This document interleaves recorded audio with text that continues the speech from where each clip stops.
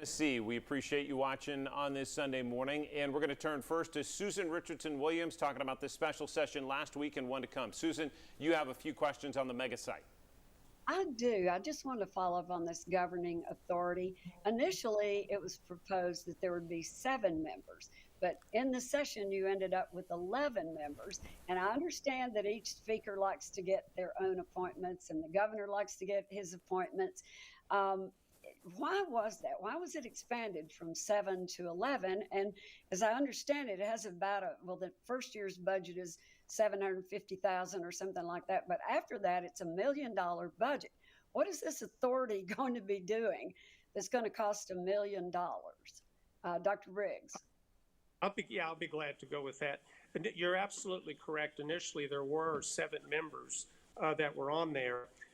There was one appointed by the leader of the House, one appointed by the Speaker of the Senate, and then the governor had 3 ex officio members, which were his commissioners of F&A, General Services, and Economic Development, plus 2 other appointments that he made. So you had 5 appointments by the governor. In addition, the governor appointed the CEO, and there were only 2 by the legislature. And it was felt that that was too much power under the control of the governor. So then there was an amendment that added 2 more that were appointed separately by each one, and then it made it, that was up to 9, and it made it 4 by the legislature and 5 by the governor, and then finally there were additional appointments added, which tilted it by 1 into the favor of the legislature. And the whole reason that was all done was because it was felt that the governance was tilted too much toward the governor with his appointments. To get to the $1 million question, there is a small salary that each one of those 11 people that will receive each year, but also in that budget will be the salary of a full-time CEO that will be managing the day-to-day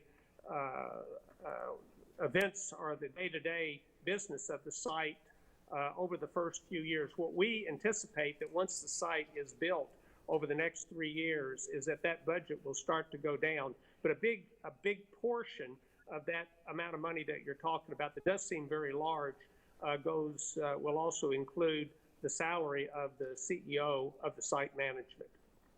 Okay.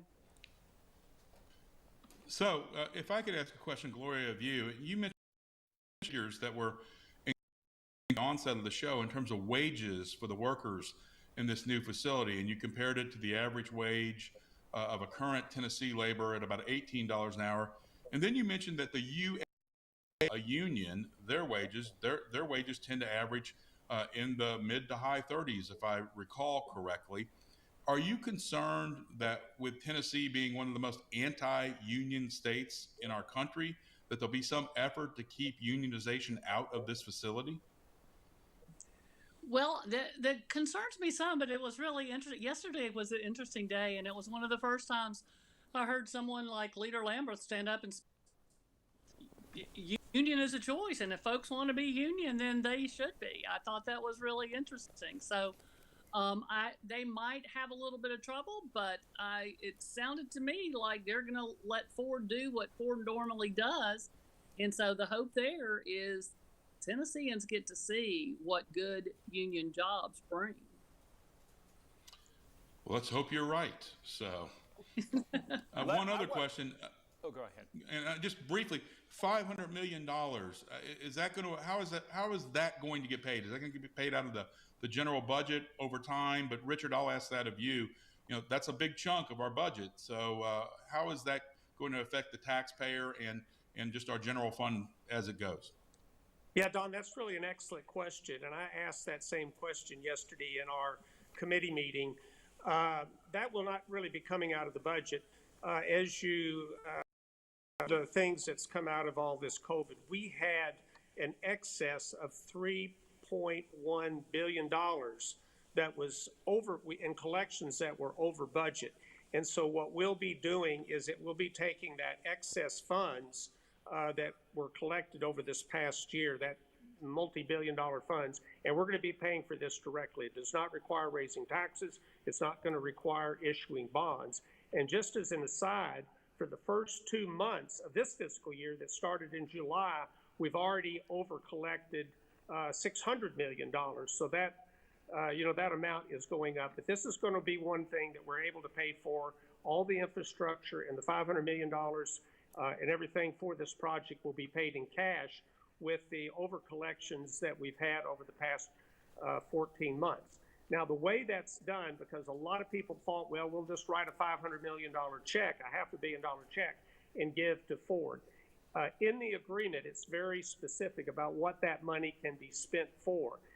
Ford will spend the money on things that have been agreed on, then they submit the receipts to the state. The state confirms that this is part of what the agreement is, what the $500 million will cover, and then they reimburse the receipts back to the Ford Corporation.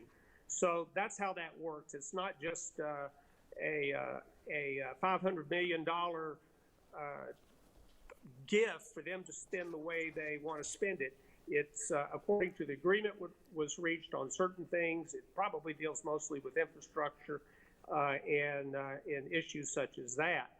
But these will be reimbursable expenses that they submit to the state, up to $500 million. We've got to take another quick break on Inside Tennessee, but we're going to be back and pivot to the next special session, an extraordinary move by the House and Senate coming this week. Stay with us.